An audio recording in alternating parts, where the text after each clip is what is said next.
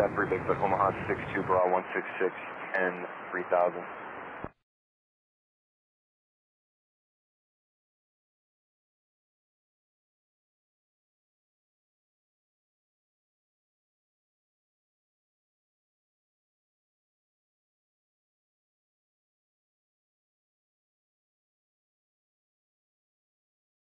Hey everybody, Ronan here, and today I'm going to be providing my movie review for Alex Garland's Civil War. So, to kick it off, what's it about? It is a movie about a group of journalists that are traveling. It says traveling across. It's really a short distance. They're traveling from New York City to Washington D.C. during a fictional dystopian future Civil War conflict in America, where they're trying to race to DC before, the secessionist or rebel faction gets to the capital, and one of them, his goal is to interview the president or something. That's basically what it's about. I mean, they take kind of like a western and southern route, allegedly, through, to get to Charlottesville, Virginia before going on to DC. If you see the movie, you will understand why they do this. It takes them several days, despite it being a 4-hour journey from New York to DC. But I digress. That's what the movie is about.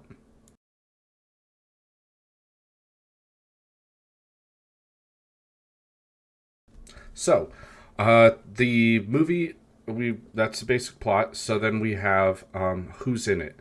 Well, it's got Kirsten Dunst. She's like the main character. She plays Lee, this photographer, this I guess you could say like combat photographer. And then there's her friend Joel, who I'm not really sure what kind of journalist he plays. I guess he's like a writer. And they're joined by and Joel's played by Wagner Mora, really really well done. And then there's Kaylee Spaney, who plays Jesse, who's this like new and up and coming photographer that wants to join them. And then rounding out the initial group is Sammy, played very well by Stephen McKinley Henderson, who his whole thing, he says at one point, he's like, I just want to go to Charlottesville. And so that is the cast, and the characters are, I mean, I would say that they're pretty well played. But I really have to get into kind of, Kirsten Dunst, as well as she can act. She is a very phenomenal actress. Doesn't really have much of like a hero's journey. There's not really like a, she doesn't like, when you see it, it'll make sense, but she doesn't really have like this hero's journey. She doesn't make this like evolution. It's kind of more her getting burned out and her like kind of breakdown as a journalist. But the acting is actually really, really good in this movie. You have Nick Offerman plays the president, which kind of interesting to see him playing the president. Those of you who know who he is, he's Ron Swanson from Parks and Rec. You've got some smaller parts like Jefferson White of Yellowstone fame. He plays another journalist. Nelson Lee, another journalist. He plays a pretty good job. And then there's a very creepy role played by Jesse Plemons that is really, really well done by him, but it is dark. And he plays the deadpan really well. So that's the cast.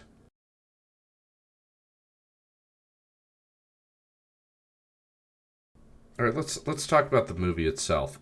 First off, Alex Garland is a phenomenal writer and director. I will give him all credit where credit is due. He is really, really good at what he does. He makes some very good. What decisions he makes from a cinematography standpoint and a storytelling standpoint, he does a really good job. I will say his prior works like Ex Machina is phenomenal. If you haven't seen it, check it out. It's a really good movie. And he did a pretty good job with Annihilation. It wasn't I felt like there was a little bit that was pieces kind of left out from the book that he didn't put in the film. But regardless, he did a good job of making that, page to film adaptation. And it was a very, very well made film. This, I guess, to really kind of put a point on it, had so much potential that it really didn't meet that unrealized potential that I was really hoping for. It didn't really meet that expectation. I went into this it was not what I was expecting at all. But it doesn't really tell you much. There's no exposition, there's no explanation, there's no real nitty-gritty detail. It to really kind of summarize what I think was the thinking here, I really think it was he played it safe. There's no explanation of how the Civil War started. There's no explanation of the sides. They kind of talk about, there's the Western forces, which are, and this is in kind of, if you know anything about American, political geography, California and Texas are on the same side, which in modern times I don't think that would ever happen, but okay. We'll go with it for fictional take, on this. And so they're the quote unquote secessionists, and Nick Offerman's president. They make mention he's on his third term, and it's like the Western forces versus the United States. It's really weird. It doesn't really explain anything. There's no real detailing of what the sides are, who the good guys are, who the bad guys are. You were left pretty much with more questions than answers. And I feel like there was a lot of potential that just he didn't go for it. He felt it, like I said, it felt like he played it really safe, trying not to, offend anyone or pick sides. There's never any mention of political ideology, political party, none of that. It's straight up left to this very murky, vague kind of interpretation that here's this side, they're fighting. And it's really weird. It is kind of a slow burn at times. There are some really slow points, and then there's some really action-packed points. And I will say there's not really a story there. It's a journey from one place to another. There's no real character arc for Kirsten Dunst that's really profound. And Kaylee Spaney's character kind of has a little bit of an arc. Joel, played Wagner Moura's character, doesn't really have much of an arc. And you're kind of like, what's going on? What is motivating these people other than journalistic drive? And there's I'll get into the mistakes in a moment, but in terms of the general feel, it's really ambivalent. It doesn't really, you don't get much exposition and explanation as to, and I really wanted that. I was really craving that the whole time. What started this? What is this side's motivation? What is this side's motivation? Because it really does read almost kind of like an Oliver Stone-esque anti-war film, by showing the horrors of war and saying it's, and obviously having been a combat veteran myself, having been there, done that, war is awful. And this does kind of pinpoint that, but also in a way that it's just kind of you don't really know what's going on and why.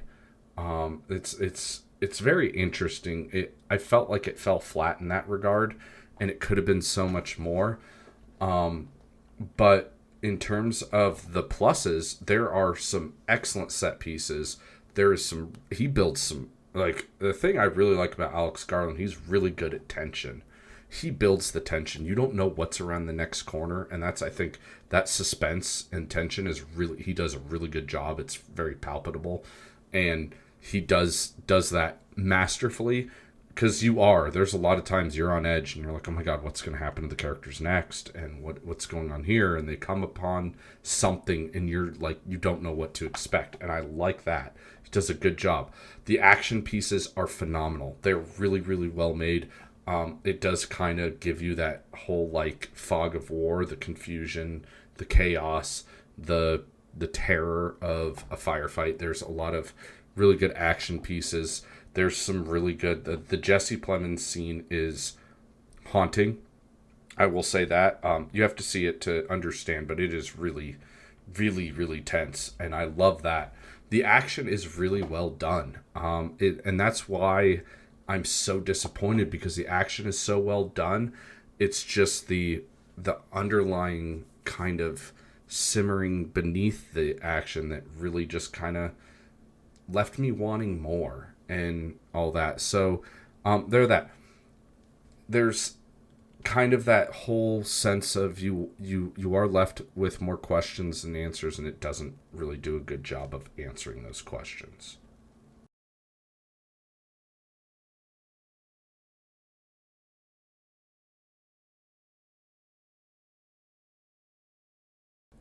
Now, I really have to put this as a separate because there are some mistakes made, and having been in the military myself and kind of been exposed to this, I really like there were some things where it's like, who was your technical advisor? The uniforms look good. They do. There are some parts where it's like you're left with like, are these like defectors? Are these guys who went AWOL? Are they kind of like they left the military and they're not in it anymore? You're really left with a lot of like very vague, and it doesn't really explain what's going on. Like there's no sides.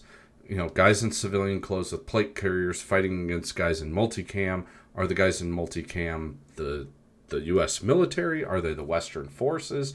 Because later in the movie it shows the Western forces, and they're all in official U.S. Army gear and equipment, and they have it's all, and you're really left with who's what, and it's so confusing.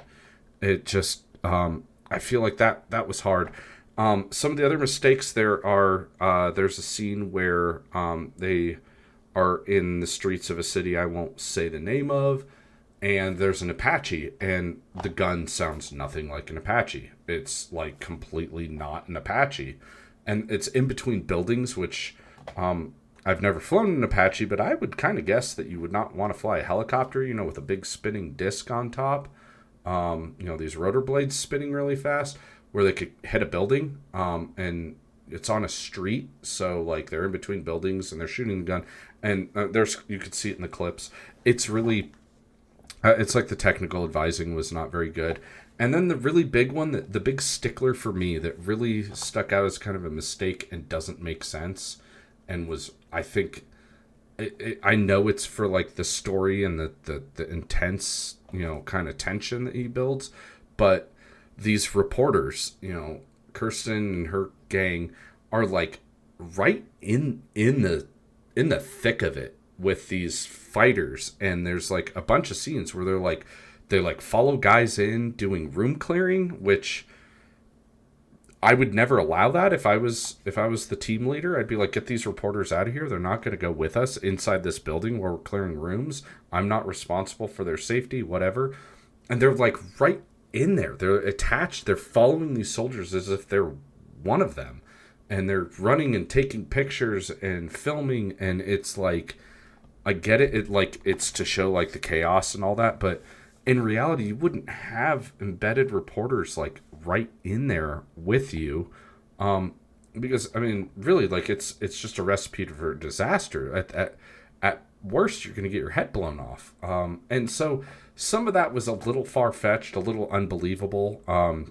It was a little too far on the fantastical scale for me, but regardless, I understand why. That's the thing.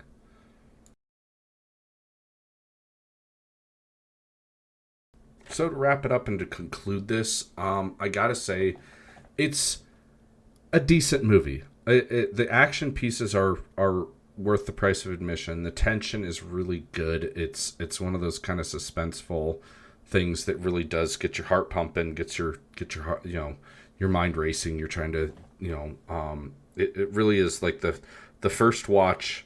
It's one of those movies. The first watch is really good. I'd put it up there with some of those movies that, once you've seen it, you know what you're expecting. So any subsequent watches really doesn't have that same kind of feel as the first time going in. You're not knowing what to expect. You're not knowing what's going to happen next. That is really well done. But in terms of the overall story, the overall kind of mantra, the overall theme, it really just, it was a disappointment because of what I detailed. The things that it doesn't explain, it doesn't extrapolate on, it doesn't give you more explanation as to the who, what, when, where, why. It's just straight going in, and I understand kind of his like ideas on that, but it could have been so much more. It had so much unrealized potential, and that's why I really got to say it's kind of like it could have been really good, and it fell flat, so it just was like kind of good. So I guess in conclusion, with Alex Garland's Civil War, my personal thoughts on it, it was enjoyable, but really just was kind of lacking and felt too played too safe, and not enough kind of expounding upon this interesting idea. So overall, in general, I'd have to give it like maybe I think a 6 is fair. Just because Alex Garland does a really good job with making movies, and the building of tension and all that, and the action is really good, but the overall kind of decisions and the kind of explanation just was very lacking, and not for great acting though. I mean, the acting was really, really good. Kirsten Dunst still has it, and she does a great job of playing this like really kind of burned out, tired reporter, like, photojournalist. So it was decent. I would recommend watching it just once to say you've seen it. But is it like going to be a great that goes up there with some of the other movies like Saving Private Ryan, Apocalypse Now, Full Metal Jacket? No, it really it kind of fell short for me. So anyway, so that's my review. I hope you enjoyed. Make sure to leave a like, subscribe, and I will catch you all on the next one. Have a great day.